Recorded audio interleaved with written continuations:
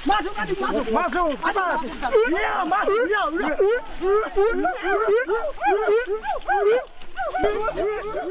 Kayu besi rawa sepanjang 17 meter ini disiapkan untuk membuat salib. Melihat panjangnya, timbul pertanyaan, siapakah yang akan disalib? Siapapun itu, pasti sesuatu yang lebih besar dari mereka. Tapi Frankie Woro, Casimilus Awe, dan warga suku Auyu di Papua Selatan ini tak akan melukai siapapun. Mereka memakai salib ini sebagai tanda perlawanan.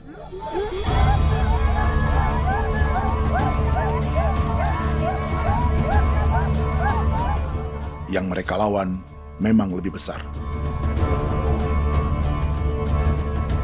yaitu pemerintah Republik Indonesia. Pemerintah sedang mengincar 2,5 juta hektar hutan orang Papua untuk proyek tanaman industri pangan dan energi.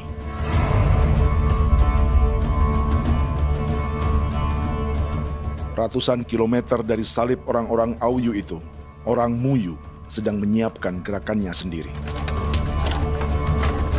Tapi kali ini dalam bentuk sebuah pesta. Pesta yang disiapkan oleh marga Kimco Jinibju selama 10 tahun.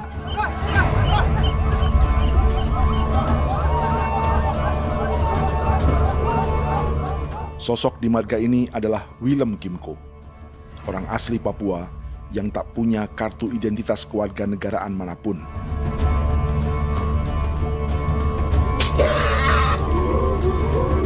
Pesta adat ini sudah cukup langka. Tak hanya di Papua, bahkan di kawasan Pasifik dan peradaban Melanesia. Awalnya bayarnya kalau pernah. Internet ada kode kerem bipnuka, dan jitana ya kati ko berem baran dipo. Kami mengambil ko kuning.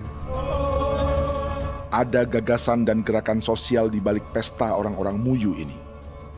Sama dengan gerakan salib merah yang dimulai orang-orang Auyu.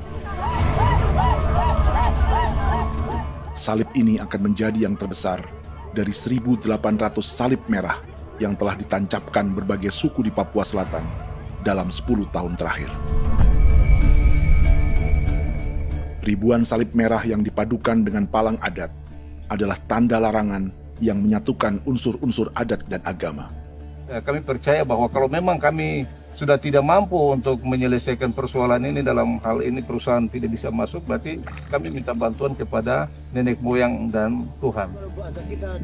Atribut perang orang Auyu ini diukir atau dilukis, digambar di batang salib ini dengan tujuan bahwa kami larang dengan sangat keras. Jadi apabila siapapun, baik dari antara kita sendiri yang melanggar batas ataupun pihak lain yang mengganggu keselamatan hak tanah adat kami, maka kami siap untuk melakukan ancaman perang.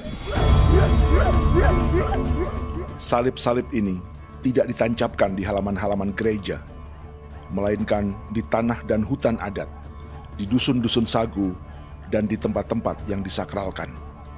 Sebab 1.800 palang adat dan salib ini memang bukan semata tentang agama, tapi untuk mencegah negara dan perusahaan memasuki tanah dan hutan adat mereka. Papua bukan negara kosong.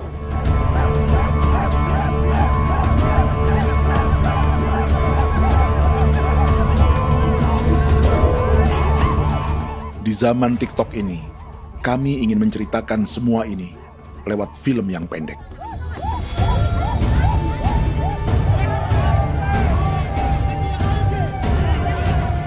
Tapi kami jelas gagal.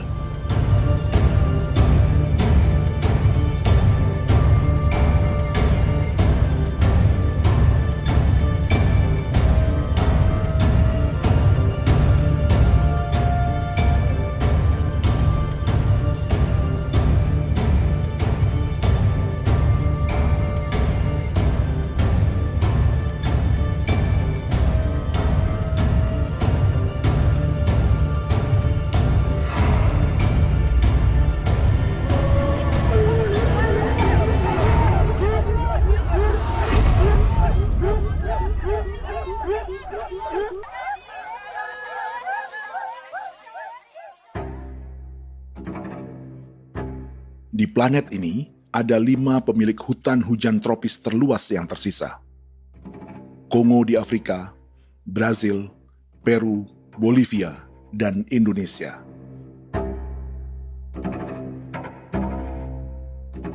Di Indonesia, satu-satunya pulau yang hutannya masih terjaga adalah Papua, pulau terbesar kedua di dunia setelah Greenland. Lewat sejarah kolonialisme yang panjang, pulau ini kini dikuasai 2 negara. Bagian barat oleh Indonesia yang juga dikenal sebagai West Papua, dan bagian timur menjadi Papua Nugini. Dan tepat di perbatasan ini, di bagian Indonesia, sedang terjadi proyek pemusnahan hutan terbesar di dunia.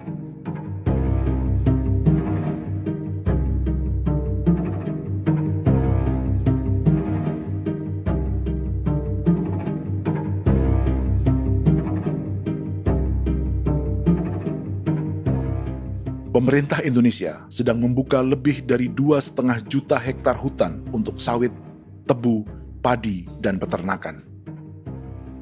Ini disebut proyek strategis nasional untuk lumbung pangan dan energi yang jadi ambisi 3 presiden. Bagian terbesar direncanakan untuk mencetak sawah seluas 1,3 juta hektar. Lalu bagian lain akan ditanami tebu seluas 560.000 hektar untuk gula dan bioetanol. Setiap liter bensin di Indonesia akan dicampur bioetanol 10% atau E10. Ada 10 perusahaan di proyek ini, dan semuanya dimiliki oleh 1 keluarga saja. Berikutnya, ada areal sawit seluas 400.000 hektar untuk biodiesel. Targetnya mencampur 50% solar dengan minyak sawit atau B50. Dan terakhir, pemerintah akan membuka peternakan seluas 380.000 hektar. Jadi, apa yang salah dengan proyek pangan dan energi ini? 5 orang Papua dalam film ini akan menjawabnya.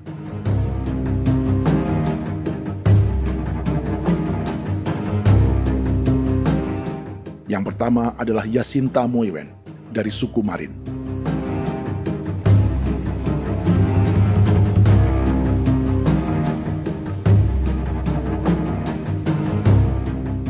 Yasinta dan warga di distrik Ilwayap di Merauke sudah menjadi korban. Hutan dan rawa sebagai sumber pangan dan ekonominya telah dihancurkan. Jalan sepanjang 135 km sedang dibuat, dan di kiri kanannya akan dicetak 1 juta hektar sawah. Mereka sulit menolak atau melawan. Salib sudah digeser, masih datang lagi dengan senjata mereka nih. Karena proyek ini juga dijaga tentara. Macam-macam senjatanya.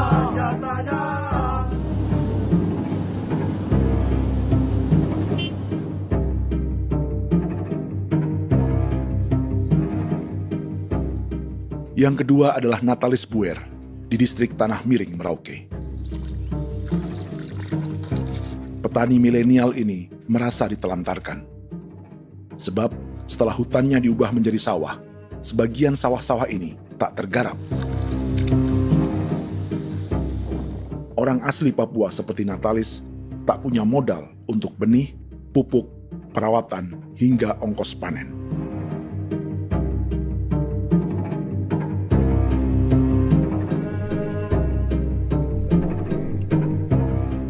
Orang ketiga adalah Vincent Kuipalo dari suku Yenan di distrik Jagebob, Merauke. Vincent dan suku Ye sedang menjadi korban. Hutan adat orang-orang Ye sedang dihancurkan untuk perkebunan tebu dan bioetanol. Tanah mereka juga diincar untuk markas-markas militer, pasukan yang akan menjaga proyek pangan dan energi ini.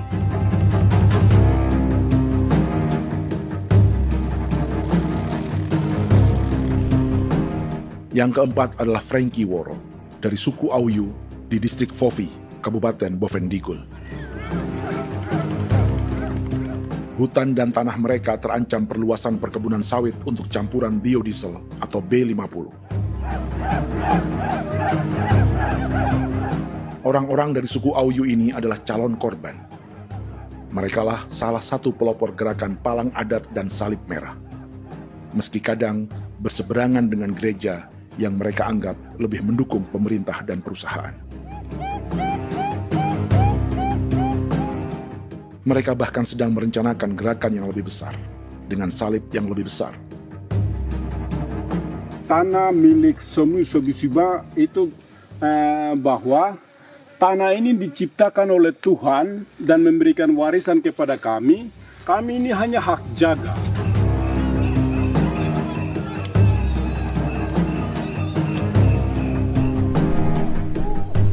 Sosok kelima adalah Willem Kimco dari suku Muyu di Bovendigul. Tokoh adat dari Muyu ini hidup di garis belakang proyek negara, sehingga belum menjadi korban. Tapi mereka sedang bersiap menghadapi segala kemungkinan. Tinggal di belantara dan perbatasan membuat sebagian mereka tak punya status kewarganegaraan. Tapi mereka telah hidup jauh sebelum ada Indonesia atau Papua Nugini.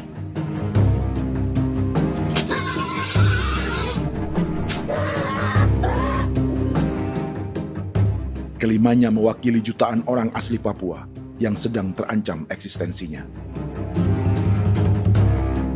Jika kita merasa kepunahan peradaban Neanderthal di Eropa, Aztec dan Inca di Amerika, atau aborigin di Australia adalah sejarah masa lalu, film ini menceritakan bagaimana pemusnahan sebuah bangsa dan kepunahan sebuah peradaban sedang terjadi di masa hidup kita.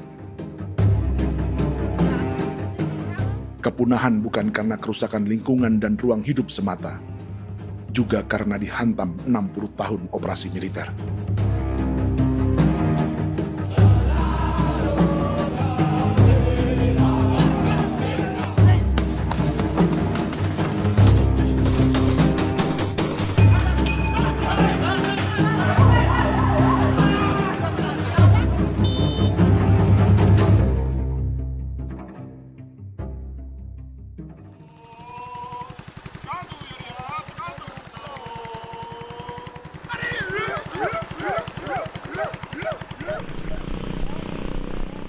Frankie Woro dan orang-orang Auyu sedang berburu. Tapi lokasi perburuan mereka mulai dikuasai perusahaan perkebunan sawit.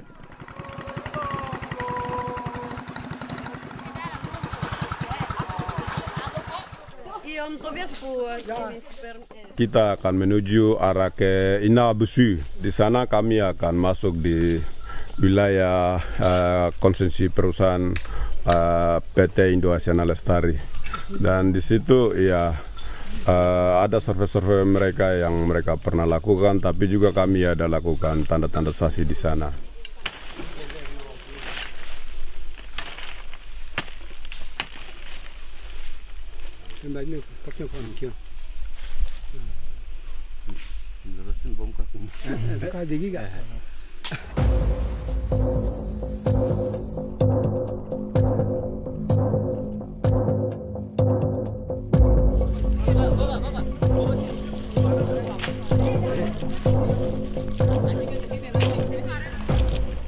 Dapat dengan yang induknya, tapi karena induknya dia lari dan terlambat kerja, akhirnya yang bisa kita dapat dia punya anak ini saja. Ini kalau pakai bahan kayak hasil.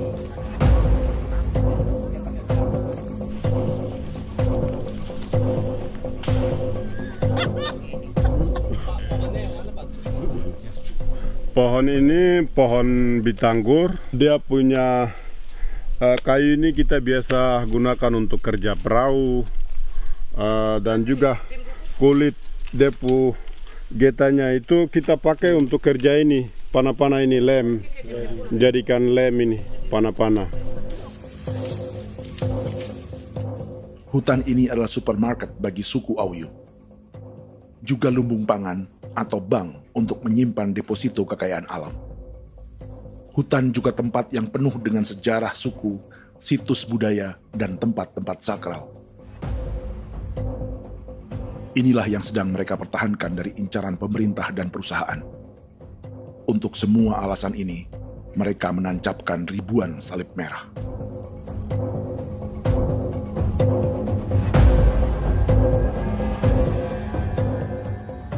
Tapi dari kampung, warga suku Auyu memberi kabar pada Frankie tentang intimidasi oleh aparat negara agar mereka melepas tanah ke perusahaan sawit dan berhenti memasang palang adat dan salib merah. Ada beberapa titik yang saya sudah siap, tetapi di sini emergensi dari saya, terutama di Kampung Sokangon, PT Damai Timber. Dia mengganggu saya dengan menggunakan kekerasan maupun pihak hukum. Dan kemarin saya ada pernyataan penolakan secara resmi, tapi masih tetap dengan menggunakan pihak hukum untuk masuk, untuk harus dituntut saya untuk harus diterima perusahaan itu. Kita di situ ada 15 marga, tetapi 15 marga juga tidak setuju. Marga-marga siapa yang terima dan marga-marga mana saja yang menolak. Nanti kita lihat dari pertimbangan itu, dan di situ dan kita undang mereka untuk bicara dengan kami. Sebagai sosok yang aktif dalam gerakan, warga Auyu terus memberi informasi lapangan kepada Frankie yang tak selalu berada di kampungnya. Izin pernyataan yang mereka paksa saya untuk tanda tangan itu, tapi sementara saya tidak tanda tangan. Data semua ada di tangan saya. Ya. Baik, kalau gitu itu lebih bagus karena tanda tangan itu yang berbahaya. Iya. Tanda tangan itu yang lebih berbahaya karena sekarang ini modern dan canggih, dan itu yang mereka biasa pakai untuk tipu muslihat. Mereka biasa pakai itu di tanda tangan itu. Betul. Dari Bambisa juga di Sofia dia masuk untuk memaksakan kami marga untuk harus menerima perusahaan itu. Tapi kemarin kami sudah menolak. Babinsa nama bosku. Babinsa di sini nama bosku. Itu yang sekarang strategi militer yang sekarang mereka pakai. Jadi yang penting masyarakat itu yang benar-benar mau menolak siap dukung ketua marga siapa yang nanti tampil. Ini adalah peta konsesi sawit untuk biodiesel dalam proyek strategis nasional. Dan di distrik Fofi inilah, orang-orang Auyu hidup dari sungai dan hutan. Tapi Frankie di Bovendigul masih lebih beruntung. Setidaknya dibandingkan Yasinta Moyen di Merauke yang sudah kehilangan hutan dan rawanya.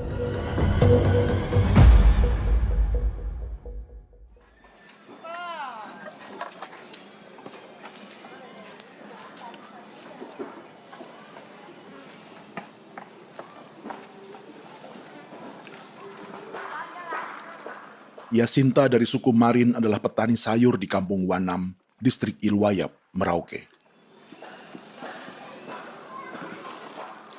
Memanfaatkan lahan yang ada, ia berkebun dan menjual hasilnya ke pasar kampung. Ini ekonomi warga di Wanam untuk menghasilkan uang, lalu memberi barang kebutuhan yang tak bisa mereka produksi sendiri. Tapi kehidupan sebenarnya ditopang oleh ekosistem hutan dan rawa. Inilah sumber pangan utama dan peradaban mereka.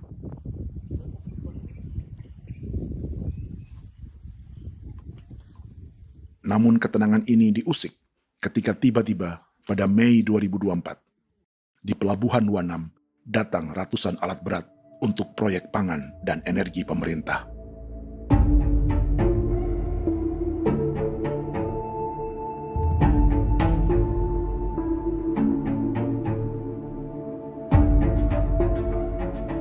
Kami masyarakat setempat kami tidak tahu. Kami kaget pagi-pagi kapal sudah ada di pelabuhan kami.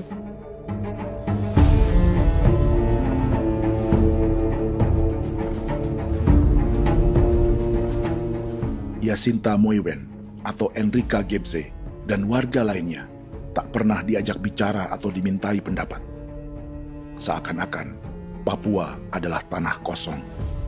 Kita suka kaget yang dong bawa turun alat berat dong bawa turun, kita kaget masyarakat. Dorang subongkar itu kayu-kayu.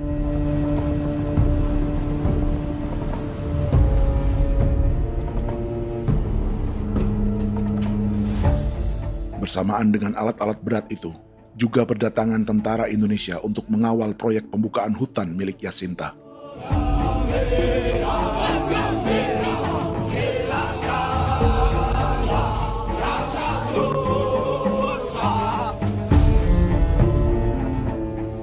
Ribu alat berat didatangkan dari Cina ke Papua oleh perusahaan bernama John Lin Group sebagai kontraktor pemerintah. Ini disebut sebagai pesanan eskavator terbesar di dunia dengan nilai 4 triliun rupiah. Misinya membuka hutan dan rawa milik orang Marin, salah satunya untuk membangun jalan sepanjang 135 km. Sementara di kiri kanannya akan dicetak sawah yang ditargetkan seluas 1,3 juta hektar. Jalan berupa garis lurus ini bukan rute tradisional ekonomi masyarakat. Jalan ini akan menghubungkan kawasan perkebunan sawit dan tebu di sebelah timur, juga untuk mobilisasi pasukan militer. John Lin Group adalah perusahaan yang dimiliki Andi Samsudin Arsyad atau yang dikenal dengan Haji Isam. Sebagian orang mengenalnya sebagai pengusaha yang hobi balapan mobil.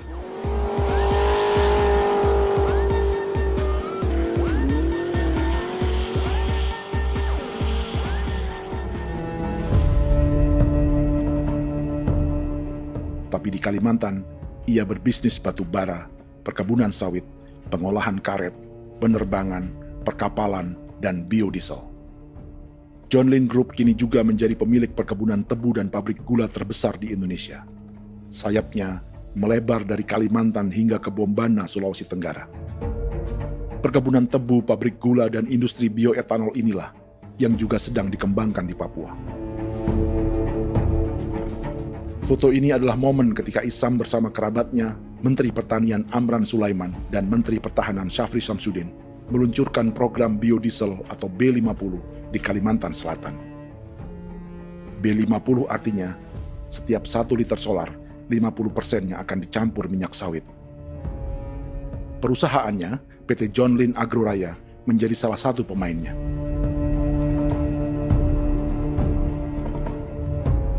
Sepanjang tahun 2025, saham PT John Lin Agroraya pernah naik hingga 700%.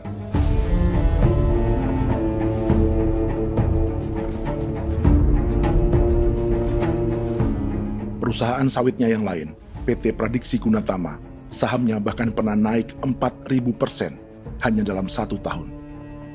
Dari harga saham ini saja, nilai kekayaan keluarga Isam diperkirakan mencapai 100 triliun rupiah lebih, menjadikannya salah satu keluarga terkaya di Indonesia dan salah satu pemain penting industri bioenergi. Dan di Papua Selatan inilah sebagian sawit-sawit untuk mendukung program B50 akan ditanam. Inilah tanah orang-orang Wambon, Muyu, Marin, Yei, atau Auyu seperti Frankie Ward.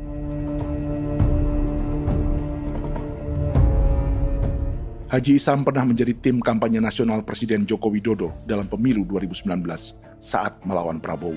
Bintang Mahaputra Utama diberikan kepada Saudara Andi Syamsuddin Arsyad. Beliau berjasa luar biasa dalam mendorong pertumbuhan ekonomi daerah maupun nasional. Setelah menjadi presiden, Prabowo memberi gelar kehormatan Bintang Mahaputra Utama pada Isam.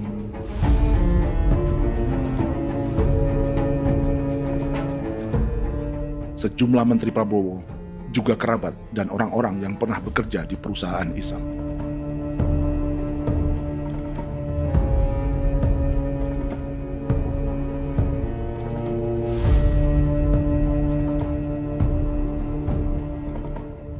Lawan sebesar inilah yang sedang dihadapi Jacinta di kampung Wanam, Merauke. Atau petani perempuan lain seperti Enrika Gebze. Jadi alam kita ini sudah rusak. Jadi kita itu biasa jalan dari sini tuh harus pasang jerat di situ, harus cari makan di situ lagi. Itu tempat-tempat itu pasang-pasang jerat, tempat babi, rusa, sekarang sudah tidak ada lagi.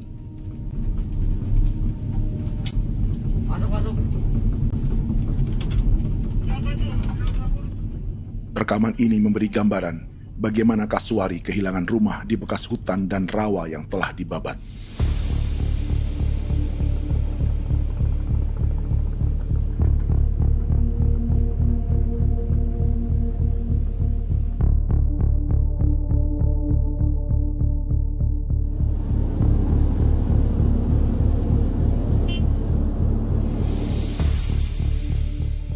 Keterlibatan tentara dalam proyek pangan dan energi di Papua memakai dalih bahwa ancaman terhadap negara kini tak hanya perang secara militer, tapi juga melalui pangan dan energi. Kementerian Pertahanan pun terlibat karena proyek ini dianggap operasi militer selain perang. Jadi tugas kamu adalah menjaga sumber cadangan pangan nasional. Macam-macam senjatanya, Proyek ini menambah panjang alasan mempertahankan kehadiran tentara di Papua dalam 60 tahun terakhir. Saat ini, jumlah tentara Indonesia di Papua mencapai 56.000 personel, atau ada 1 tentara untuk setiap 100 orang Papua. Bandingkan dengan rata-rata nasional, di mana hanya ada 1 tentara untuk 696 penduduk Indonesia. Itu belum termasuk polisi. Artinya, 1 orang Papua dijaga lebih banyak senjata dari rata-rata penduduk Indonesia. Tanah dan hutan diambil secara sepihak untuk kepentingan pembangunan batalion dan bandar antariksa. Ini bentuk perampasan masyarakat. Penolakan kehadiran markas-markas militer terjadi di sejumlah tempat di Papua. Tak hanya karena trauma dan ketakutan, juga karena mengambil tanah-tanah adat.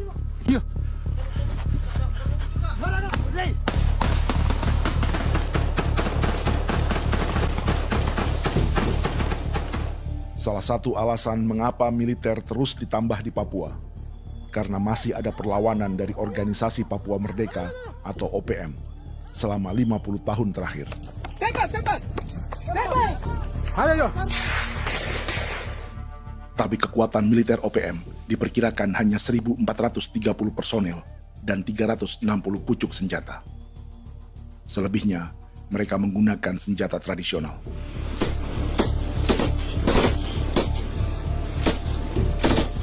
Dengan demikian, kekuatan tentara dan polisi di Papua 58 kali lebih besar dari gerilyawan Organisasi Papua Merdeka.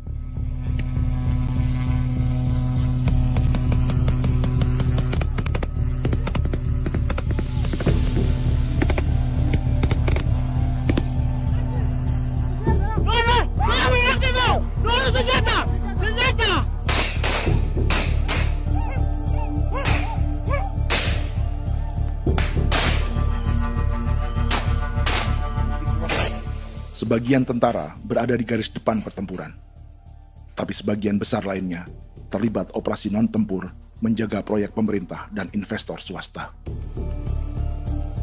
Seperti Batalion Infanteri Teritorial Pembangunan di distrik Jagebob, Merauke ini.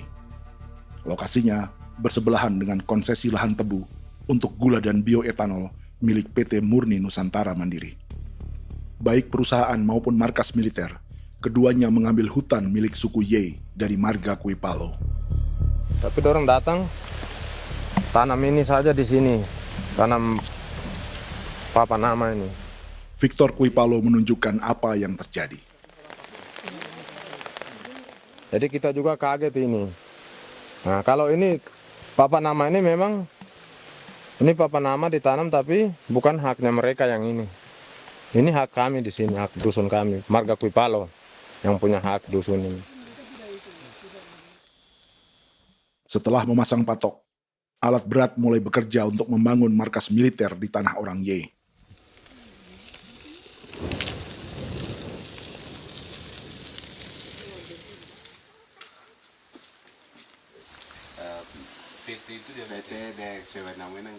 Kehadiran markas militer mengkhawatirkan warga yang pernah mengalami trauma. Takut kenapa? Kalau macam yang awal macam sekarang bu kampung hidup ini kan aman. Terus kenapa harus didirikan korem di sini? Bukankah dengan adanya Korem semakin aman ada tentara di sini? Kalau untuk kampung kayaknya tidak bisa aman kalau ada tentara, paling masyarakat dipukul itu ini. Kalau kampung hidup begini malah saya sejahtera dan saya punya masyarakat. Apa pernah ada pengalaman buruk sebelumnya dengan tentara di daerah sini? Ada yang cerita waktu pos-pos di sini tuh di 13, 12 itu zaman katanya Patimura. Memang kasihan. Malah kita punya orang ini yang dianiaya betul, dipukul. Disuruh kerja bakti tidak mau atau lama mencari, namanya kita pangkur sagu itu butuh waktu 1 minggu. Kalau lama begitu ya paling diseret apa pukul itu. Operasi militer Indonesia di Papua dimulai tahun 1962 lewat Operasi Trikora. Tapi perlawanan bersenjata pertama di Papua baru dilakukan tahun 1965 di Manokwari.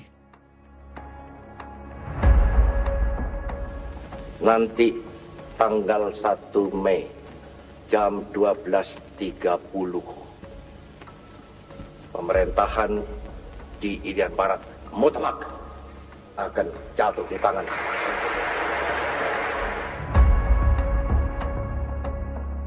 Sejak itu, selama 60 tahun, operasi militer untuk menaklukkan Papua terus dilakukan. Salah satu operasi militer paling berdarah adalah Operasi Wibawa untuk memenangkan Indonesia dalam jajak pendapat tahun 1969. 643 orang tewas di Paniai. Lalu disusul 4.146 korban tewas antara tahun 1977 hingga 1978.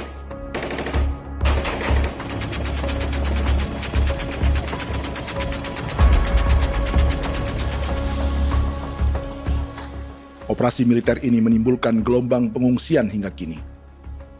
Dewan Gereja Papua mencatat 103.000 orang menjadi pengungsi pada tahun 2025 dan nyaris tak diberitakan media-media Jakarta.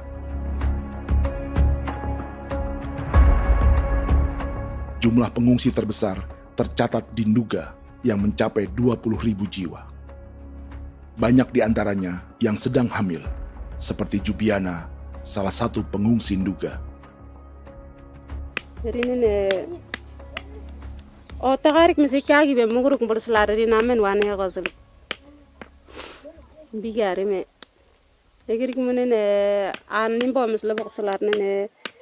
Wam dak yak lek prak de oi kore bangal no so dak lok yo nandam yanet ndang no yat de nanen di ko nerwa membri wal marwa. Egirik mana nerwa tri bel no semana.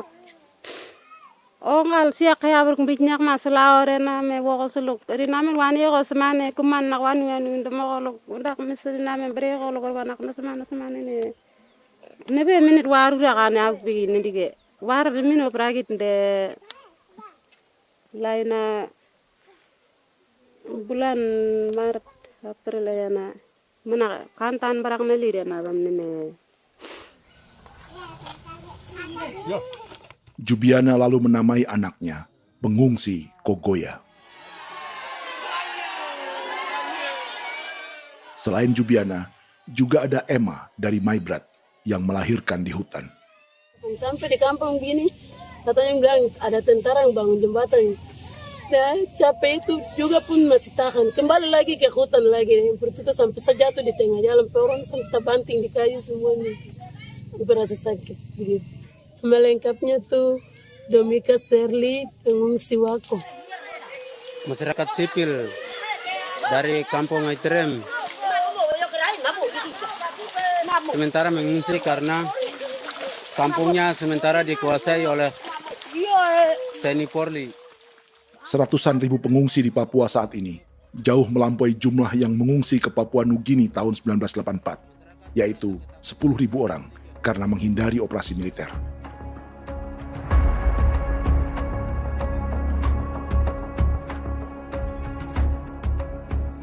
Bersamaan dengan operasi militer, eksploitasi sumber daya alam Papua juga dilakukan sejak masuknya tambang emas dan tembaga Freeport pada tahun 1967.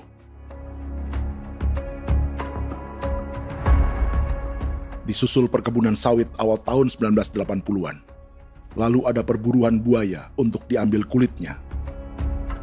Sebelumnya, ada eksploitasi gas alam di Teluk Bintuni, pencarian besar-besaran kayu gaharu, atau pembukaan hutan tanaman industri. Ini belum termasuk perburuan dan perdagangan ikan arwana di selatan Papua, penebangan kayu merbau dari hutan-hutan Jayapura, emas di Blok Wabu Intan Jaya, bahkan nikel di pulau-pulau kecil Raja Ampat. Dan kini, dalam skala yang belum pernah terjadi dalam sejarah, Papua dipaksa mencetak sawah, tebu untuk bioetanol, dan sawit untuk biodiesel.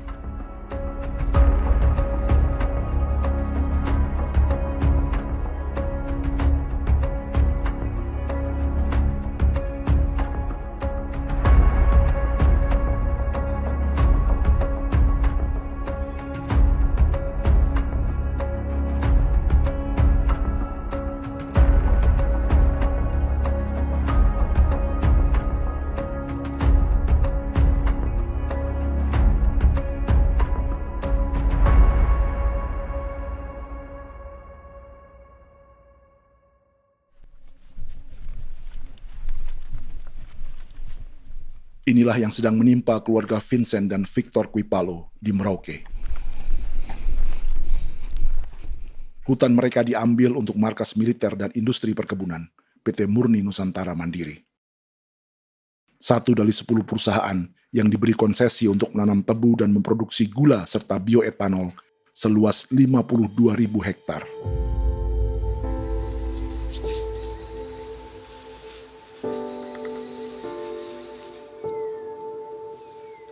Perusahaan ini dianggap mengambil hutan dan tanah orang-orang Ye, terutama marga Kuipalo, yang memiliki hak adat terhadap 2.300 hektar hutan.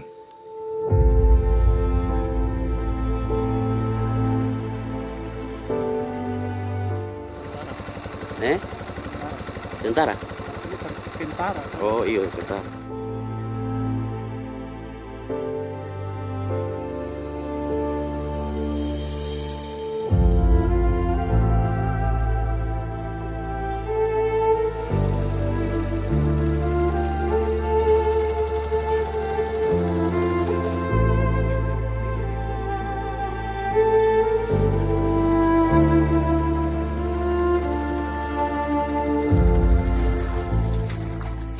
Keluarga Kuipalo sedang melihat apakah perusahaan semakin mengancam tanah mereka. Dan kekhawatiran itu terbukti. Iya, makanya tadi saya bilang ini dari sini saja dekat, ini sudah masuk di dalam ujung lapang ini. Ini hutan, yang ini hutan yang orang ada bongkar sekarang ini. Ini sudah punya alat sudah dekat ini. Dekat sekali ini. Ini di sini. Nacau, kelapa itu yang jalan lama, jalan setapak ini. Dari udara, terlihat alat-alat berat semakin mendekati tanah orang-orang Ye, marga Kuipalo.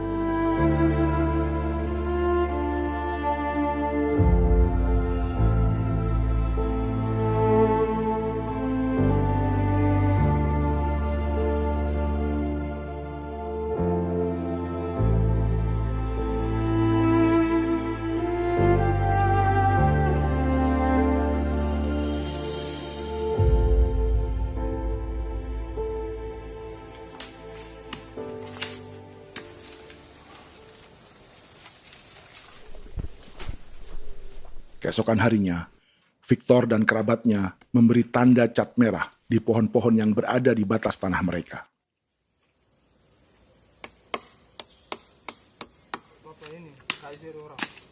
Tapi tanda peringatan adat ini tak diindahkan perusahaan.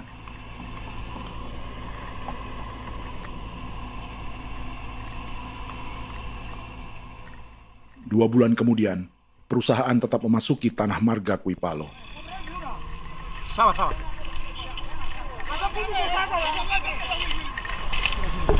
manusia, kau lihat. Tapi tidak sudah sakit hati sekali saya kata adik. Ini sama baik ini kalau tidak berubah lagi adik. Kami juga punya tangan, hanya beda rambut. Mister itu juga. Wah, buka. Tidak.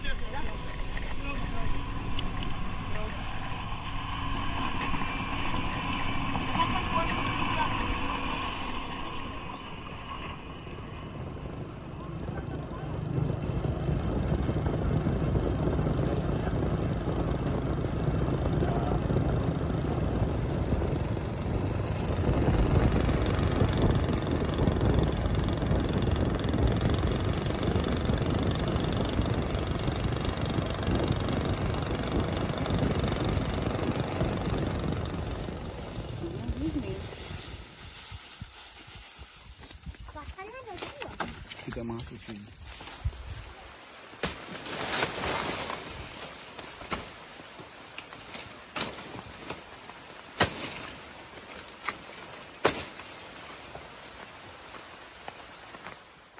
Jadi ya untuk itu seperti saya katakan tadi, apakah lebih baik kita tidak usah ada kan atau bagaimana, kita pisahkan, pisahkan dari negara ini kan, jangankan tuh. Saya kemarin bicara sama Daniel, datang sama saya dengan persoalan Kodam ini. Saya bilang Pak Daniel, kalau lebih baik saya ngungsi ke Papua Nugini. Dia bilang, aduh Bapak jangan begitu. Ya memang, kalau tidak bisa menghargai kami, lebih baik pilihan yang itu yang saya memilih. Lebih baik saya pindah dari sini. Saya mengungsi ke Papua Nugini, di negara tetangga. Masih di laut. Apa? Ada ini. Tapi saya bilang sama Kapolsek, Pak, Agustus ini, 17 Agustus saya tidak kasih naik bendera merah putih. Saya bendera ada, nanti saya taruh di meja. Bendera saya ada. Karena saya punya pikiran percuma kita ini merasa bahwa kita hidup di bawah naungan merah putih. Ternyata merah putih tidak lindungi kami. Tidak anggap kami sebagai kami rakyatnya. Dia lambang negara.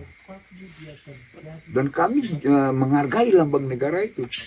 Ternyata lambang negara ini, kita bernaung di bawah lambang negara ini, kita tidak dilindungi. Hak kita tidak dihargai.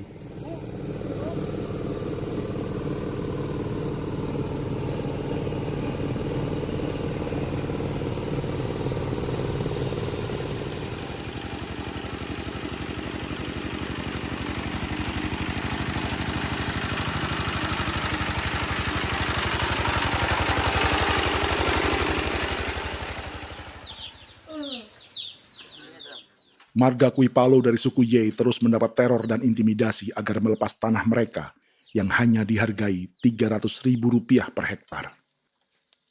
Tapi mereka tidak berjualan tanah. Makanya mama itu tidak suka untuk lepas tanah. Untuk apa? Baru di dalam hutan itu ada obat-obat tradisi. Itu sudah Kalau macam ada sayur juga, kita ambil sayur yang dia tumbuh sendiri. Jadi kita ini mau kemana, kalau itu sudah digusur, ya habis. Kita ini jadi penonton. Jangan sampai kita ini duduk minta di jalan. Jadi kita tidak mau seperti itu. Makanya tanah itu kita tidak melepas. Tapi mungkin orang lain tuh dia senang saja. Lebih baik saya pegang uang merah dulu. Saya bisa beli-beli itu ini. Nanti datang uang sudah habis, gembel, mau cari kemana lagi, hutan sudah habis, mau makan ikan di mana, kali sudah hancur.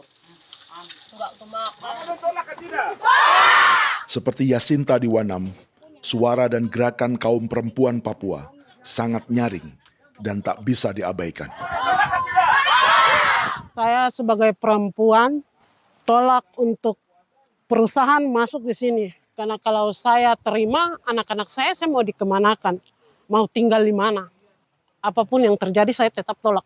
Demi tanah ini saya akan berjuang, demi saya punya anak-anak. Yang katanya mengutamakan anak Papua, nyatanya yang kerja kebanyakan ya orang-orang Jawa. Dan sendiri orang Jawa, tapi bukan mau bicara yang tidak-tidak. Memang kenyataannya seperti orang-orang Papua itu diterbelakangkan, kurang diutamakan, gitu.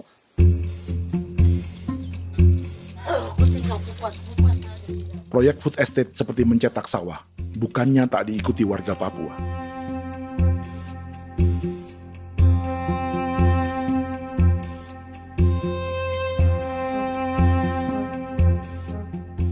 Salah satunya Natalis Buer di distrik Tanah Miring, Merauke.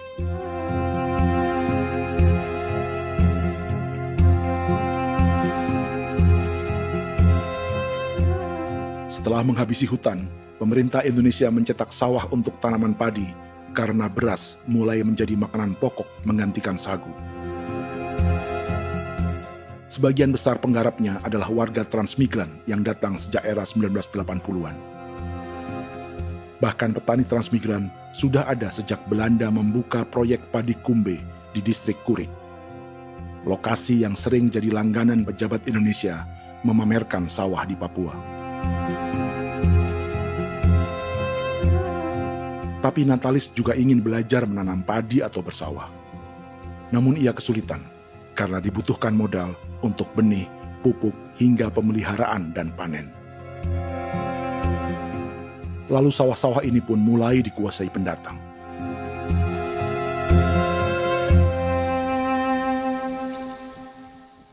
Tapi sejauh ini di kampung kami ini yang saya lihat memang ada kelompok kami punya di sini yang sudah tergabung dalam Gapoktan, kemudian masuk dalam optimalisasi lahan. Tapi baru saya anak asli yang punya lahan di sini. Mereka tidak punya. Pemerintah dalam hal ini adalah Kementerian Pertanian bersama-sama Kementerian Pertahanan yang dalam hal ini pada garis di bawahnya adalah TNI Angkatan Darat, memberikan support yang maksimal kepada masyarakat khususnya di Merauke dalam rangka. Saya kemarin habis 9 juta. 9 juta ya? Iya, 9 juta karena dia sudah tidak dipakai toh. Ya.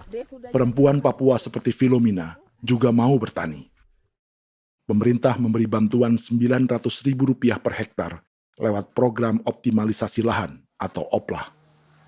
Tapi dibanding biaya produksi dan harga jual gabah, Filomina mengaku berkali-kali rugi dan kini memutuskan tak lagi menggarap sawahnya.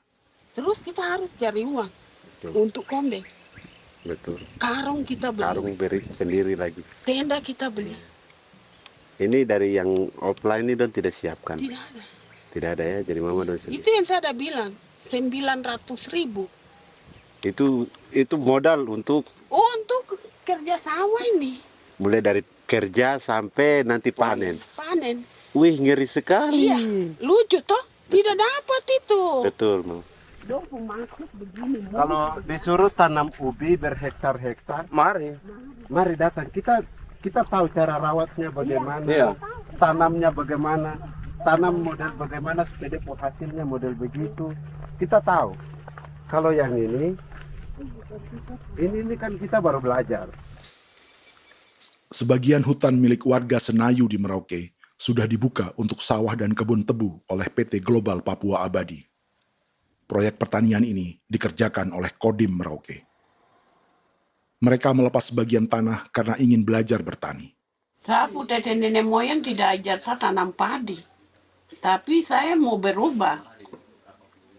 Generasi saya yang berikut ini besok lusa tidak bisa makan pisang, sagu. Namun program optimalisasi lahan yang dijanjikan dengan berbagai bantuan tak dirasakan Filomina.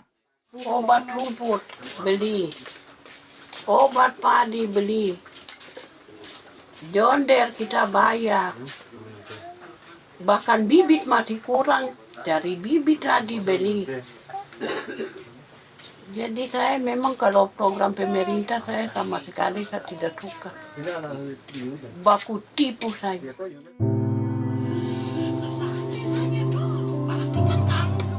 Mereka merasa ditinggalkan sendiri, jatuh bangun belajar bertani padi. Sementara sumber pangan dan air yang semula mudah didapat, kini telah berganti sawah dan kebun tebu. Dulu kita masih bisa jalan, nanti masak di kali, pakai air kali. Minum pakai air kali. Sekarang, kok mau masak? Tidak ada air. Air sudah susu, mau minum tidak bisa. Sudah dengan obat. Drone semprot tebu itu saja drone. Drone yang semprot. Saya lihat di itu. Jadi kita bukan drone yang terbang di atas untuk disemprot. Iya, itu semprot obat. Dong lempar pupuk di bawah ya dia mengalir ke kali. Mengalir ke kali, ke rawa-rawa.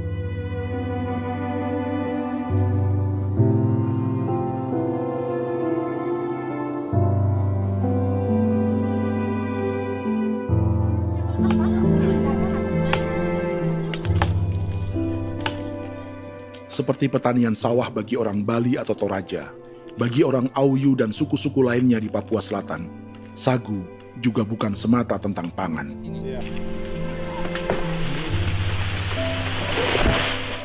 Bagi orang Auyu dan Marin, sagu adalah kerabat, sosok orang tua, sosok nenek moyang yang harus dijaga dan dilindungi. Lagi bikin apa mama ini mama? Pakai toko itu sagu.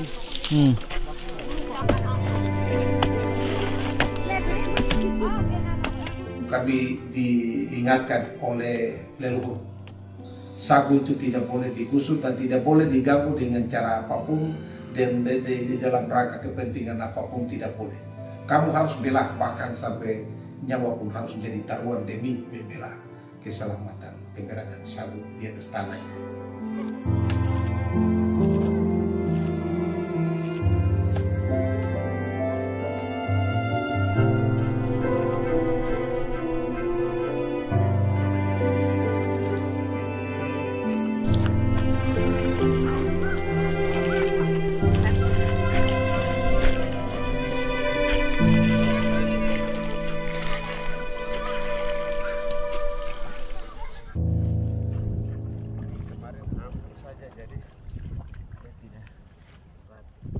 Menurut Natalis, pemerintah di Jakarta mendefinisikan lumbung pangan semata urusan beras dan mencetak sawah.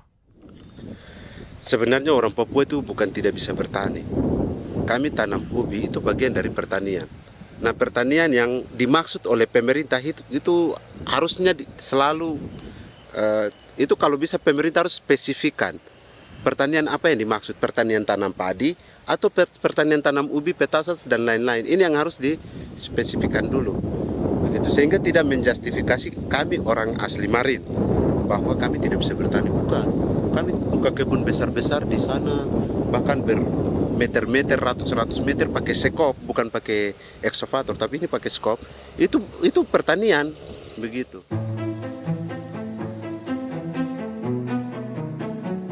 Bagi Natalis, alih-alih memaksimalkan sawah-sawah yang sudah ada untuk petani Papua, pemerintah selalu membuka hutan baru, seperti dikerjakan perusahaan John Lynn Group dan melibatkan tentara.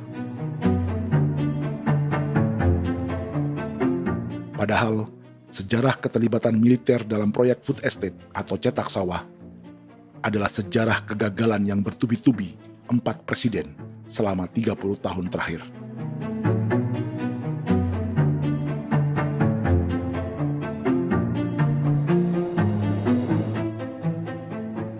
Papua bukan yang pertama menjadi proyek lumbung pangan yang melibatkan tentara. Kalimantan telah menjadi korban 30 tahun sebelumnya.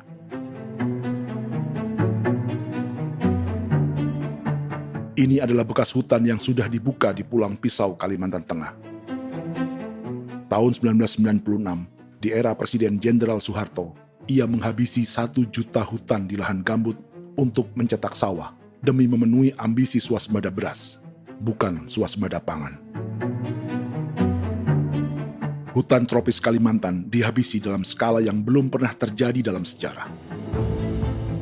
Di bawah rezim militeristik, tak ada yang berani melawan keinginan Soeharto, termasuk orang Dayak seperti Kuneng. Nggak bisa dihalangi itu. Nggak boleh dihalangi. Ya kalau ada kata-kata aja menghalangi, sudah kita diseret ke kepolisian dulu. Atau bisa langsung di PKI-kan. Iya, di PKI-kan gitulah. Jadi kita tuh nggak berani apa-apa dulu tuh. Ya. Apa maunya aja. Misal bilangnya A. Setahun setelah pengundulan hutan skala besar itu, tahun 1997, untuk pertama kalinya Kalimantan mengalami kebakaran lahan dan kabut asap terbesar dalam sejarah.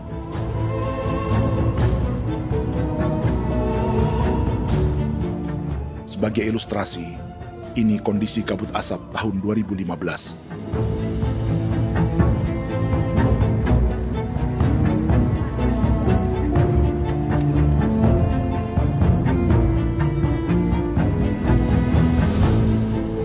Proyek 1 juta hektar sawah Jenderal Soeharto itu gagal. Bendungan dan saluran irigasi mangkrak hingga kini. Mei 1998, rezim Soeharto tumbang. 2 tahun setelah ia menumbangkan jutaan hektar pohon di Kalimantan. Setiap tahun, lokasi ini menyumbang kebakaran dan kabut asap yang merugikan jutaan orang. Sawah yang berhasil di Kalimantan justru bukan sawah yang dibangun Jenderal Soeharto, melainkan yang dirintis para transmigran sejak era 1980-an. Sawah-sawah inilah yang ikut digarap oleh militer di era Presiden Joko Widodo. Dan hasil dari proyek food estate Presiden Jokowi itu sama sekali jong nih, nggak ada harapan lagi sudah seperti ini. Tapi Jokowi terus memperluas area food estate hingga 16.000 hektar. Presiden Jokowi juga menyerahkan urusan lumbung pangan ini kepada Prabowo yang saat itu menjadi Menteri Pertahanan. Salah satunya di Kabupaten Gunung Mas, Kalimantan Tengah, untuk membuka perkebunan singkong seluas 31.000 hektar. Food Estate Singkong Jenderal Prabowo ini dimulai dengan membuka 600 hektar hutan di Tawai Baru. Proyek singkong untuk bioetanol ini pun dijaga tentara. Dan seperti Jenderal Soeharto, proyek Jenderal Prabowo ini pun gagal.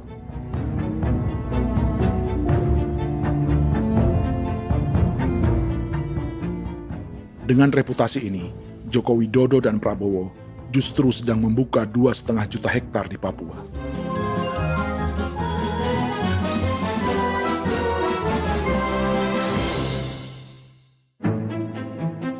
Setelah Jenderal Soeharto, Presiden Jenderal Susilo Bambang Yudhoyono juga mencoba membuka food estate di Papua sejak tahun 2010.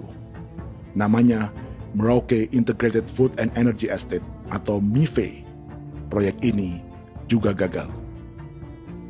Lalu di lokasi yang sama, Jokowi berusaha meneruskan dengan proyek mencetak sawah 1,2 juta hektar yang juga gagal. Sekarang yang paling siap adalah 1,2 hektar. Yang 1,2 juta hektar. Dan kini, Prabowo yang pernah gagal dengan 600 hektar singkong di Kalimantan justru akan mengulangi di Papua dengan skala 2,5 juta hektar. Di daerah Papua pun harus ditanam kelapa sawit supaya bisa menghasilkan juga BBM dari kelapa sawit. Dalam setiap proyek pangan dan energi di Papua, yang lebih menonjol bukan tanaman pangannya, melainkan untuk energi atau bahan bakarnya. Sawit untuk biodiesel dan tebu untuk industri bioetanol. Ada 10 perusahaan yang diberi konsesi hingga 0,5 juta hektar untuk tebu. Dan 10 perusahaan itu dimiliki oleh 1 keluarga saja.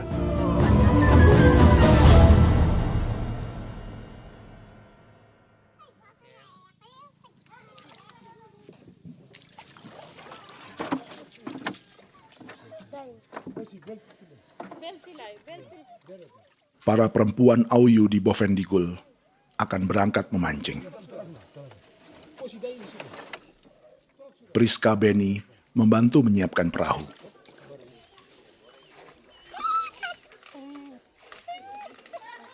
Mereka akan mengumpulkan bahan pangan di hutan untuk persiapan acara penancapan salib merah berikutnya.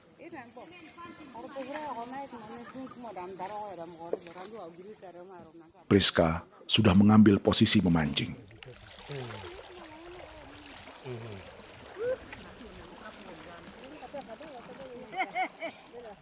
1.800 salib merah telah dipasang di wilayah adat berbagai suku di Papua Selatan untuk menghalau perusahaan sawit dan tebu.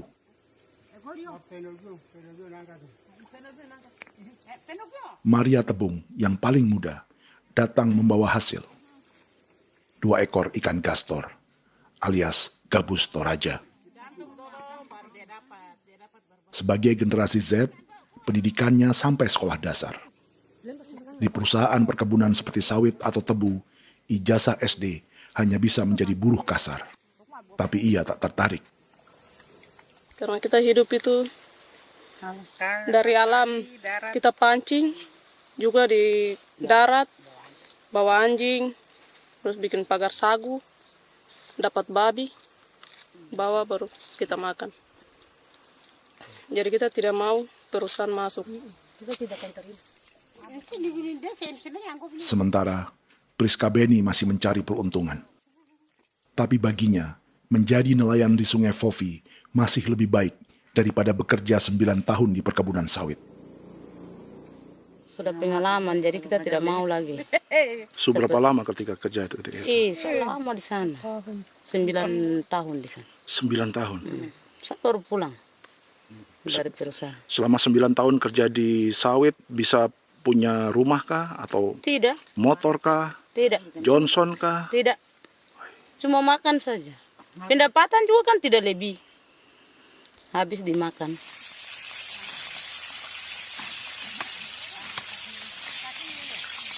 Satu minggu libur berapa hari? Tidak libur. Minggu tetap kerja? Tetap kerja. Tidak bisa ke gereja? Hari Minggu kerja. Hari Minggu juga kerja. Jadi dia tidak mengenal agama perusahaan itu. Di grup perusahaan sawit Korindo, Priska digaji 2 juta rupiah per bulan dan tinggal di mes karyawan. Tapi gaji itu dipotong bahan makanan atau BAMA rata-rata 1 juta rupiah setiap bulan. Korindo adalah grup perusahaan yang salah satu usahanya adalah hutan tanaman industri dan sawit di Bovendigul dan Merauke. Di Papua, mereka memakai bendera PT Tunas Sarwa Ema. Perusahaan ini pernah memberi bantuan pada Keuskupan Agung Merauke.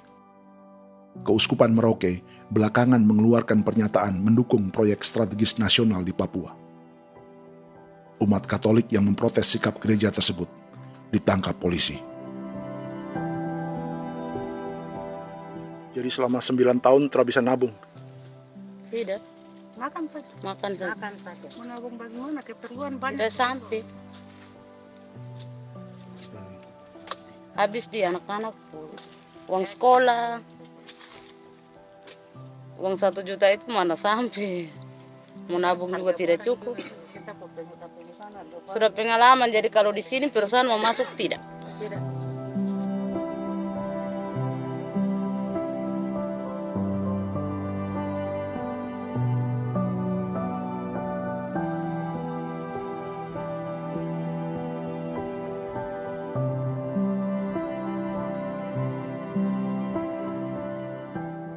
Dan menu makan siang seperti ini agaknya sulit bagi buruh sawit atau tebu yang digaji 2 juta rupiah per bulan. Generasi Z seperti Maria Tebung atau generasi milenial seperti Priska Beni punya matematika ekonominya sendiri. Sawit untuk biodiesel atau tebu untuk bioetanol tak akan ada bedanya bagi mereka.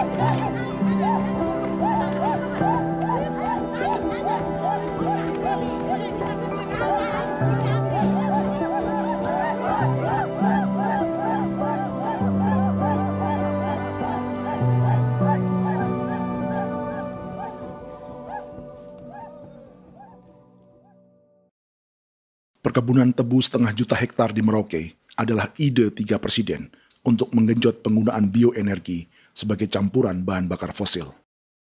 Selain swasembada pangan, swasembada energi di daerah Papua pun harus ditanam kelapa sawit supaya bisa menghasilkan juga BBM dari kelapa sawit. Juga tebu menghasilkan etanol. Singkong, kasava juga untuk menghasilkan etanol. Bioetanol adalah bahan bakar nabati atau tumbuhan yang dapat dicampur dengan bensin. Sama dengan program biodiesel yang mencampur solar dengan minyak sawit. Pertamina saat ini sudah menjual BBM bioetanol dengan campuran 5% yang dipasarkan dengan merek Pertamax Green 95. Tapi pemerintah ingin menaikkan kadarnya menjadi 10% atau E10. Maka ke depan kita akan mendorong untuk ada E10. Kemarin malam sudah kami rapat dengan Bapak Presiden. Bapak Presiden sudah menyetujui untuk direncanakan mandatori 10% etanol. Idenya untuk mengurangi ketergantungan pada bahan bakar fosil yang diimpor dan menimbulkan polusi.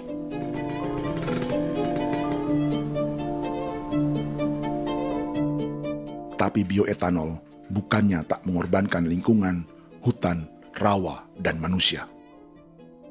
Karena program E10 membutuhkan 7,3 miliar liter bioetanol, maka lahan yang dibuka untuk menanam tebu bisa mencapai 1,3 juta hektar. Sementara saat ini, luas perkebunan tebu di Indonesia hanya 500 sampai 600 ribu hektar. Artinya, butuh lahan baru hingga 800 ribu hektar untuk menanam tebu. Dan 500 ribu hektar diantaranya sedang dibuka di Papua. Hutan yang tadinya untuk menumbuhkan pangan berubah jadi tanaman untuk bahan bakar di jalanan. Kecepatan pulihnya hutan beradu dengan jumlah dan kecepatan kendaraan di jalanan.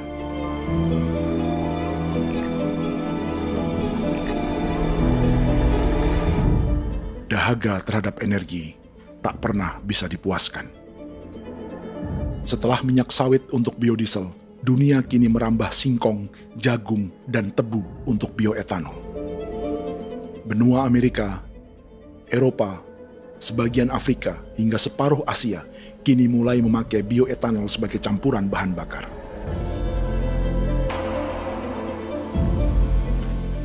Selain perebutan lahan, masa depan dunia juga dibayangi semakin mahalnya harga pangan karena persaingan antara perut manusia dengan tangki kendaraan. Ini adalah lokasi perkebunan tebu dan bioetanol PT Murni Nusantara Mandiri yang mengancam tanah Vincent Quipalo dan orang-orang Ye di Merauke. Beberapa kilometer di selatan adalah PT Global Papua Abadi yang mengancam tanah orang-orang Muyu dan Marin. Dua perusahaan ini adalah bagian dari 10 perusahaan yang mendapat konsesi lahan untuk tebu dan bioetanol di Merauke. Batas konsesi mereka bahkan sama dengan batas negara Indonesia dengan Papua Nugini. Salah satu ciri bahwa peta konsesi ini dibuat di Jakarta dari atas meja. Sama seperti kolonial Inggris dan Belanda ketika mereka membagi Pulau Papua dengan garis lurus pada abad 19. Seakan Papua adalah tanah kosong. Bedanya, meski peta konsesi ini mengatur batas 10 perusahaan, tapi perusahaan-perusahaan ini sebenarnya dimiliki oleh satu keluarga saja. Ini nama 9 dari 10 perusahaan tebu dan bioetanol di Merauke, Papua. 99% saham mereka dimiliki sebuah perusahaan bernama PT Merauke Nusantara Manis.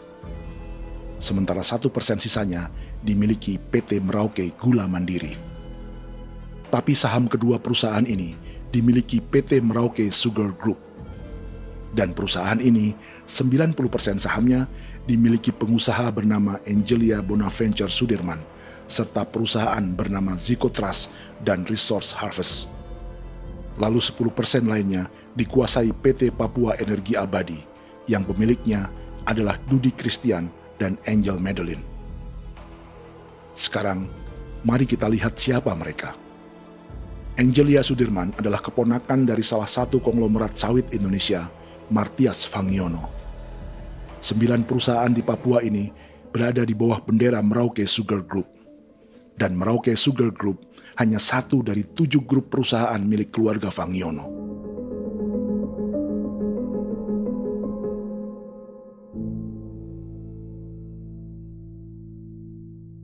Ini Martias Fangiono. Seperti Haji Isam, Martias selama ini dikenal sebagai pengusaha sawit yang kini merambah bisnis tebu dan bioetanol. Ini momen saat penanaman perdana tebu di Merauke bersama Presiden Joko Widodo Juli 2024. Di sini juga ada anak Martias Fangiono, yaitu Wirastuti Fangiono. Wirastuti adalah salah satu yang menonjol dari keluarga Fangiono. Tahun 2025, Forbes mencatatnya sebagai konglomerat termuda dengan kekayaan 23 triliun rupiah yang mengendalikan 2 grup usaha, FAP Agri dan Surya Dumai Industri. Keduanya adalah perusahaan sawit dan biodiesel. Anak dan bapak ini adalah investor utama bagi Jokowi dan Prabowo untuk proyek tebu dan bioetanol di Papua. Sementara yang ini adalah Martua Sitorus, pemilik raksasa agribisnis dunia, Wilmar International, yang juga memegang konsesi sawit di Papua lewat berbagai perusahaan. Tapi Martua kini memakai bendera baru, yaitu KPN Corporation atau Karunia Prima Nastari. KPN inilah yang memiliki kelindan bisnis dengan keluarga Fangiono untuk proyek tebu Merauke. Apalagi grup Wilmar yang didirikannya juga pemain gula utama di Australia. Tahun 2010, Wilmar membeli 100% saham perusahaan gula terbesar Australia, Sucrogin. Akuisisi senilai 1,5 miliar dolar Amerika ini langsung menjadikan Wilmar pemain tebu terbesar kelima dunia. Sebagian bibit tebu yang ditanam di Merauke adalah varietas yang dikembangkan Lembaga Riset Gula Australia atau Sugar Research Australia. Sugar Research Australia lalu menjalin kontrak pengembangan bibit dengan PT Global Papua Abadi milik Fangiono. Tapi masalahnya, Sugar Research Australia adalah badan publik yang tugasnya memajukan petani tebu dan sebagian dananya berasal dari pajak warga Australia. Itu artinya, warga Australia membiayai pengembangan bibit tebu untuk investor dan pemerintah Indonesia. Dokumen ini menunjukkan bahwa lembaga yang dibiayai warga Australia itu pernah memiliki kontrak penyediaan bibit dengan PT Global Papua Abadi milik keluarga Fangiono. Kontrak itu baru berakhir pada November 2024. Artinya, saat Presiden Jokowi dan keluarga Fangiono menanam bibit tebu pada Juli 2024 ini, kontrak itu masih berlaku. Nama lain dalam keluarga ini adalah Siliandra Fangiono, yang pada tahun 2024 dijuluki Raja Sawit Termuda dengan kekayaan 39 triliun rupiah dalam catatan Forbes. Ia mengendalikan grup First Resources. Secara umum, keluarga Fangiono memiliki 20 perusahaan di Sumatera, 32 perusahaan di Kalimantan, 1 di Jakarta, 2 di Singapura, dan 25 perusahaan di Papua. Di Papua, perusahaannya tersebar dari Sorong, Mapi, hingga Merauke. Para politikus dan pejabat Indonesia terus membesarkan konglomerasi, meski Martias Fangiono pernah divonis 1,5 tahun penjara karena kasus pembalakan liar dan kebun sawit ilegal tahun 2007. Sementara tahun 2022, Wilmar terlibat kasus korupsi ekspor minyak sawit dan divonis mengembalikan kerugian negara 11,8 triliun rupiah. Tumpukan uang ini disebut sebagai pembayaran dari grup Wilmar yang diterima secara simbolis oleh Presiden Prabowo pada Juni 2025 lalu. Tapi peran raksasa biodiesel dan bioetanol dunia ini belum akan surut di Indonesia. Bahkan sebaliknya.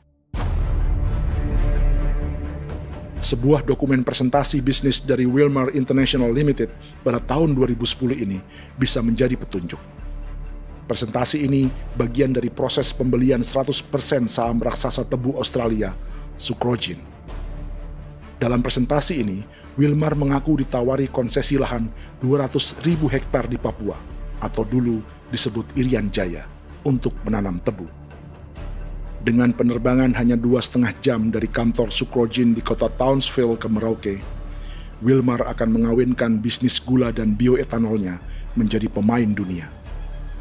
Dan lokasi yang diincar oleh Wilmar adalah distrik Ilwayap di Merauke, kampung halaman Yasinta Moiwen.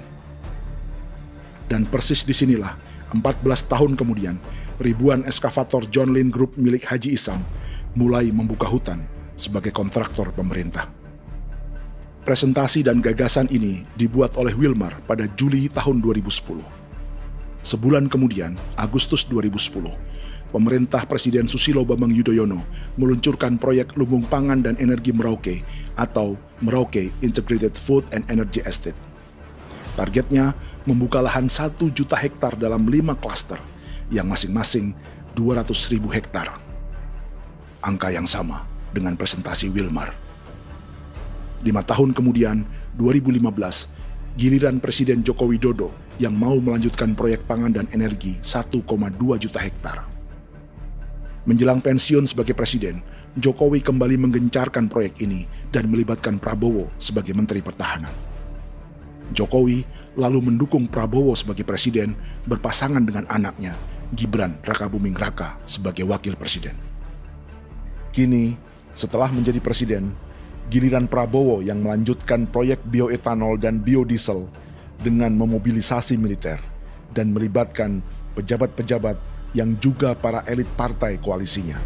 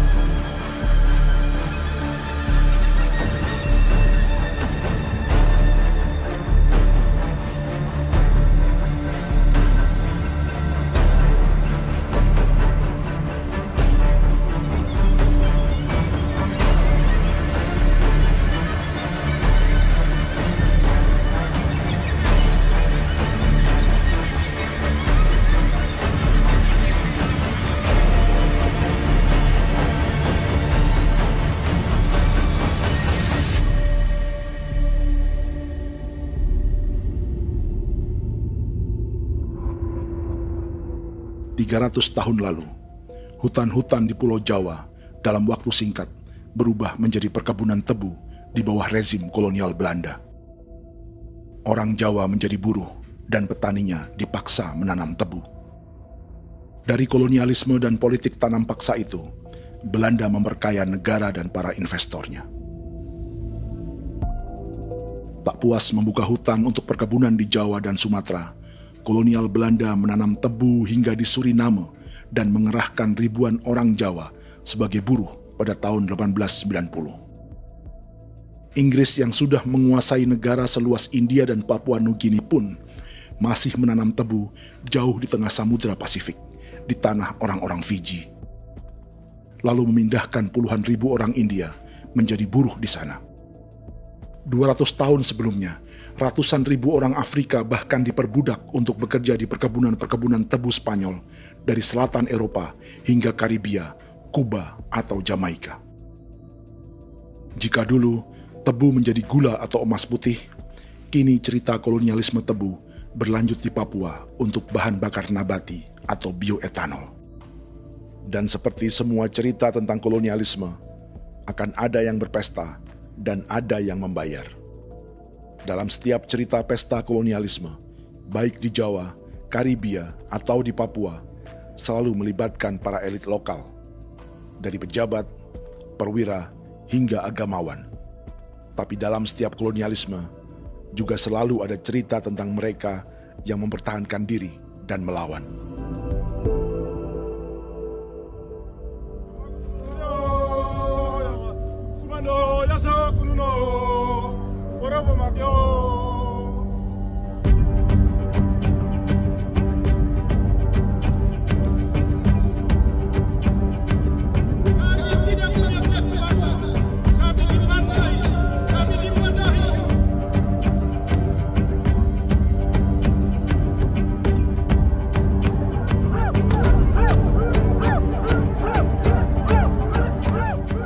Sejarah Gereja Katolik banyak pemimpin-pemimpin yang adalah tanda petik itu adalah Judas-Judas juga.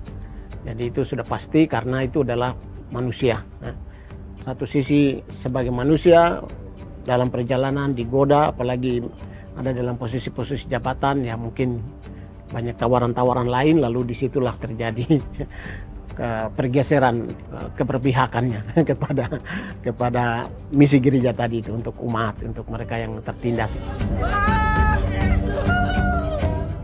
Orang kirim eksavator, orang kirim tentara, orang kirim polisi. Pukul kami bukan pencuri, kami tidak pernah mencuri orang barang. Kami tidak pernah menangis ke orang lain. Kami tidak pernah menangis ke kita bapak mama, kami menangis kepadamu. Tuhan kami lemah. Mesti datang ada begitu. Dia kata begini hijau cikui ya. Orang datang ke bangsa kami, ke wilayah kami untuk kasih habis kami.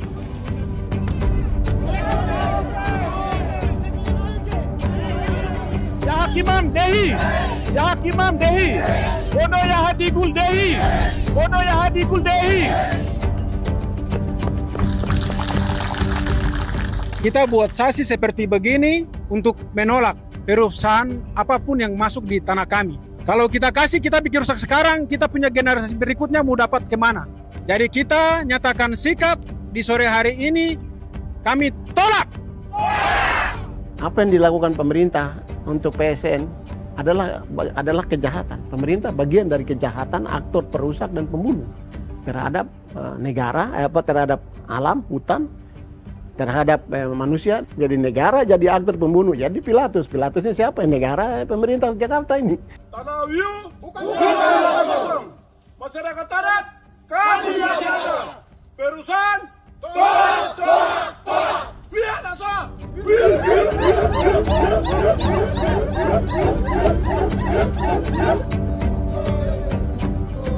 Jika tanah adat dan hutan adat hilang, kami mau hidup di mana?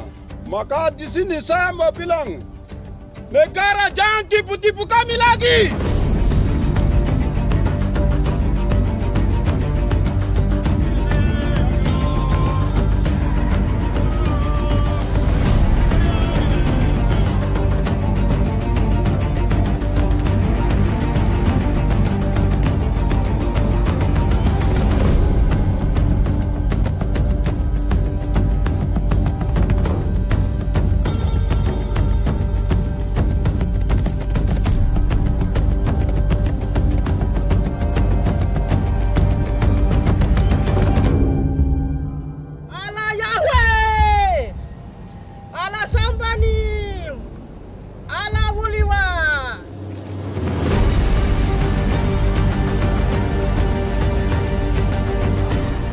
Kalau kami dianggap orang Papua itu bagian daripada Republik ini, tolong hargai kami.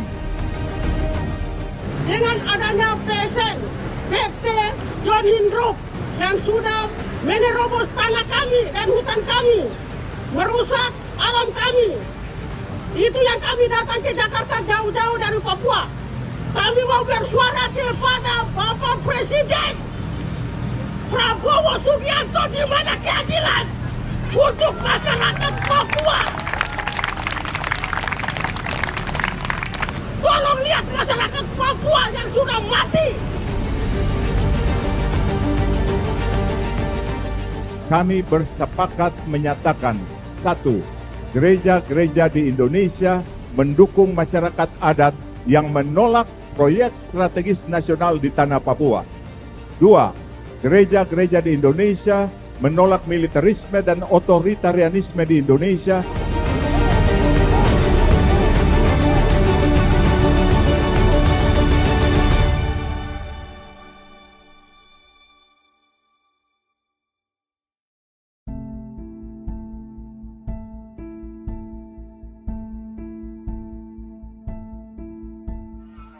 Kita sering merasa banyak hal buruk sudah jadi cerita sejarah. Dan kita sekarang hidup lebih baik, lebih beradab, atau mustahil melakukan kejahatan seperti di masa lalu. Kita tidak lagi menghukum mati orang dengan memenggal kepalanya. Kita menembaknya atau menyuntik racun agar tertidur dan mati. Tapi ada hal-hal yang tak berubah. Salah satu pembantaian yang kuat di ingatan kita adalah kejahatan Nazi atau genosida di Rwanda. Padahal pembantaian juga sedang terjadi di masa kita, seperti di Gaza, Palestina. Penghancuran sebuah peradaban seperti Indian di Amerika atau aborigin di Australia juga kita anggap masa lalu. Sekarang kita merasa lebih baik dan lebih toleran. Padahal proses penghancuran bahkan pemusnahan yang sama sedang terjadi terhadap bangsa Melanesia di Papua. Begitu juga dengan praktik kolonialisme. Kita merasa penjajahan seperti dilakukan Portugis, Inggris, atau Belanda sudah menjadi sejarah. Dan Indonesia tidak mungkin menjajah. Padahal itulah yang sedang terjadi dan dirasakan di Papua.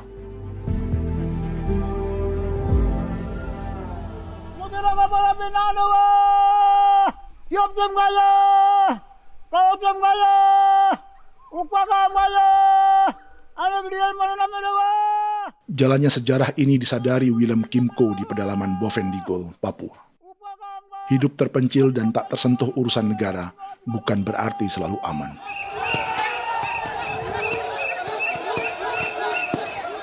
Untuk sampai di tempat ini, orang-orang Muyu menempuh 2 hari berjalan kaki mengarungi hutan, lembah, dan sungai. Termasuk mereka yang datang dari perbatasan Papua Nugini. Mereka berkumpul untuk memenuhi undangan pesta adat yang disebut Awon Atatbon atau Pesta Babi. Yang mengundang adalah marga Kimco Jinipjo.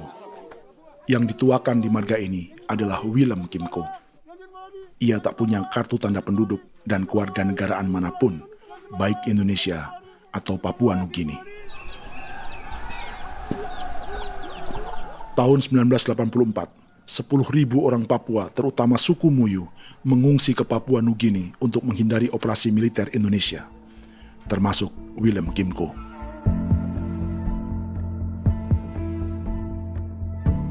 Apa yang membuat pesta adat ini istimewa? Apa bedanya dengan acara serupa yang dihadiri pejabat, tokoh agama, LSM, atau yang direkam oleh kru televisi dan konten kreator? 13, 14, 15, 18. Pertama, untuk membuat pesta babi, orang Muyu perlu persiapan selama 10 tahun. Sebab, babi-babi yang akan jadi bagian dari pesta ini tak boleh dibeli, alias harus dipelihara sendiri. Babi-babi ini bukan bantuan pejabat pemerintah, gereja, atau LSM.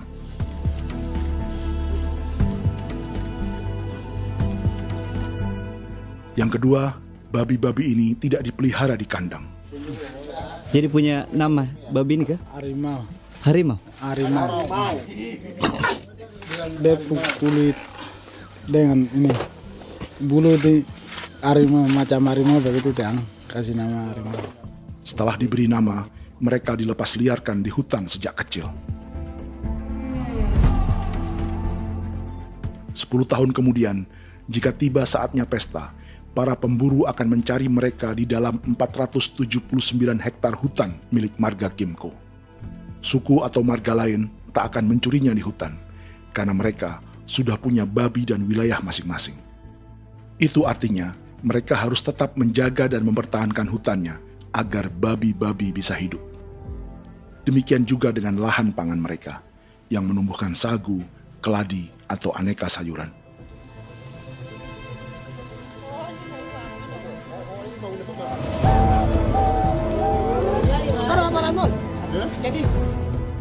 Yang ketiga, dalam Awon Atatbon atau pesta babi, binatang ini tidak dimakan secara gratis.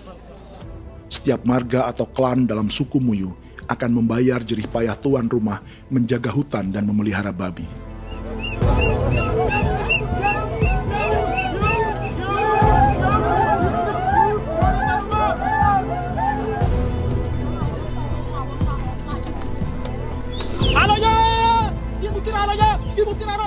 Ini seperti arisan untuk menjaga budaya dan lingkungan. Bagian dari budaya dan ekonomi timbal balik yang ditandai dengan siklus memberi dan menerima.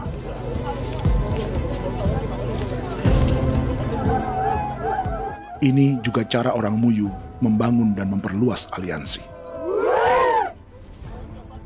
Awon bet begul bet, ulan yau kando bet, asat bet anani, asat bet jenek liga anani, oh, ado, amten anani, menini tene jaga, kepo kemo ko di mana, kepo kemo mayat nih, kep tetek no mayangul, kep kanin bet wini ke iftore wen, ne wen ne tene ke kadek me, oke, kepo nanti kutok kemo, kepo kepasak kutok nanti.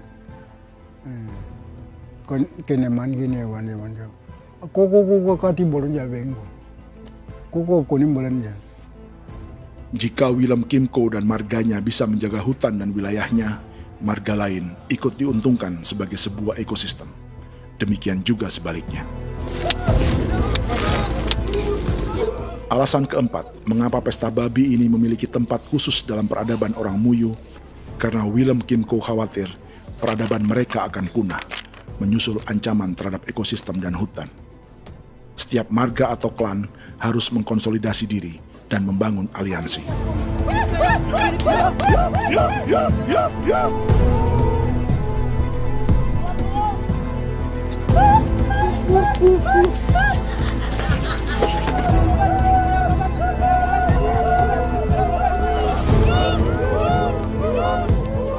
Kekhawatiran Willem dan orang-orang Muyu tak berlebihan. Ruang hidup mereka bersinggungan dengan proyek bioetanol dan biodiesel pemerintah Indonesia. Mereka juga tahu apa yang telah dan sedang menimpa suku lain seperti Auyu di Bovendigul atau Yainan dan Marin Anim di Merauke.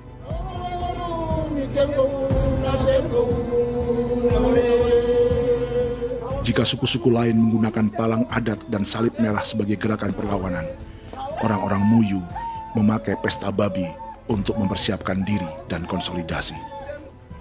Sebab, berbeda dengan saat mengungsi tahun 1984, kali ini yang datang ke tanah orang-orang Muyu tak hanya tentara, juga alat-alat berat bersama para pebisnis pangan dan energi.